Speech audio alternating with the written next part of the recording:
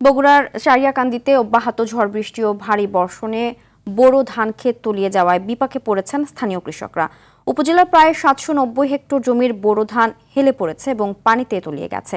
অন্যদিকে গত 3 দিনে খাগড়াছড়িতে কালবৈশাখী ঝড়, টানা বৃষ্টি ও জলাবদ্ধতায় সবচেয়ে বেশি ক্ষতির মুখে পড়েছেন আমসহ বিভিন্ন ফল চাষিরা। প্রতিনিধিদের পাঠানো তথ্যচিত্রে জানাচ্ছেন আবরার মাহি।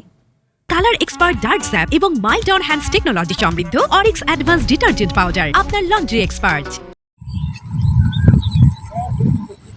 গত কয়েকদিনে টানা বৃষ্টিতে উপজেলার 14,000 হেক্টর জমির বোরো ধানের মধ্যে 790 হেক্টর জমির ধান পানিতে ক্ষতিগ্রস্ত হয়েছে। এর মধ্যে 300 হেক্টর জমির ধান পানিতে তলিয়ে গেছে।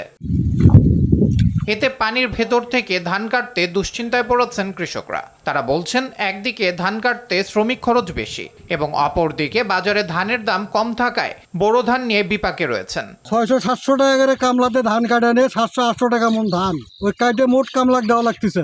ধান আর গাড়ি তোর ঘর যাচ্ছে না। কৃষক কত কষ্ট করে আবাদ করে সেগুলো ধান কাটার জন্য কত কষ্ট হচ্ছে, পানির মধ্যে এসে চলে গেছে।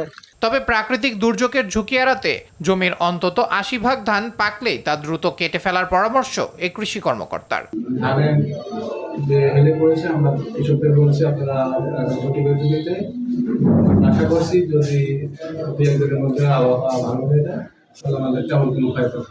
অন্যদিকে কাল বৈশাখীর ঝোড়ো হাওয়া আর টানা বৃষ্টিতে খাগড়াছড়ির বিভিন্ন উপজেলায় আম, কলা, লিচু সহ বিভিন্ন ফল বাগান এবং বড় ফসলি জমিতে ব্যাপক ক্ষয়ক্ষতি হয়েছে। জরুরি ভিত্তিতে কৃষি পুনর্বাসন ও প্রণোদনার সহায়তা দেওয়ার দাবি জানিয়েছেন কৃষকরা। বিগত 3-4 দিন ধরে বৃষ্টি হওয়ার কারণে আমাদের আম ঝরে পড়ে গেছে। এই কয়দিনে বৃষ্টি, এই বাতাসের এত আম পড়ে গেল, আমার তো এখন তো মনের তো শান্তি নাই। এখন আমরা দিশাহারা সরকারের কাছ থেকে কি আমরা সহযোগিতা পাবো, এটাই চাই আর কি। তবে কৃষি বিভাগের কর্মকর্তারা জানান, যে ক্ষয়ক্ষতি হয়েছে তা পুষিয়ে নিতে সরকারের কাছ থেকে প্রণোদনা পেলে কৃষকদের কাছে পৌঁছে দেওয়া হবে। আমরা কৃষকদেরকে পরামর্শ দিচ্ছি, কিন্তু পাশাপাশি আমাদের যদি সরকারের তরফ থেকে বিভিন্ন প্রণোদনা যারা ফল চাষী তাদের জন্য থেকে থাকে, সেই সহায়তাগুলো আমরা সবার আগে যারা ক্ষতিগ্রস্ত হয়েছে তাদেরকে আমরা দিব। আবরার মাহি, RTV।